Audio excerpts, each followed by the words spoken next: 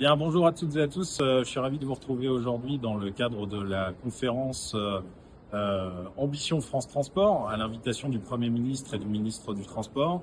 Alors, juste un petit mot de rappel, hein, qu'est-ce que c'est que le transport et la logistique? C'est avant tout une activité absolument essentielle à la vie économique de notre pays, puisqu'elle permet évidemment à la fois à nos concitoyens de trouver dans tous les magasins qui les entourent les biens à la fois périssables et non périssables dont ils ont besoin au quotidien, mais aussi à notre activité économique, à notre industrie, à nos entreprises, d'expédier à travers la France, à travers l'Europe et à travers le monde, puisqu'on parle aussi d'infrastructures portuaires et aéroportuaires.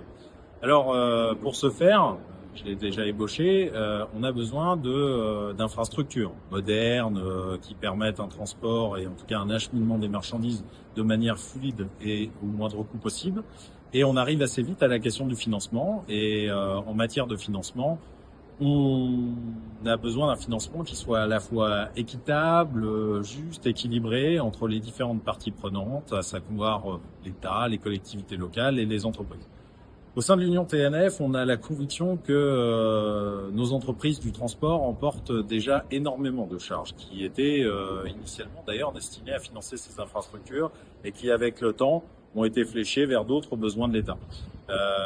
Et c'est dans ce contexte-là que nous avons l'intention de tenir une position assez claire sur le fait que nos entreprises, en particulier dans la conjoncture qui est la conjoncture actuelle très défavorable à l'activité économique, ne peuvent pas se permettre de voir leurs charges être encore alourdies et doivent absolument être préservées en la matière.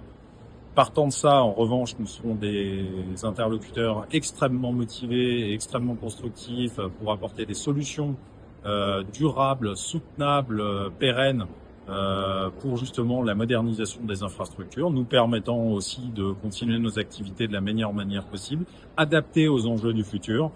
Et c'est dans ce cadre-là que nous comptons vous faire part au fur et à mesure des avancées de cette conférence. À bientôt.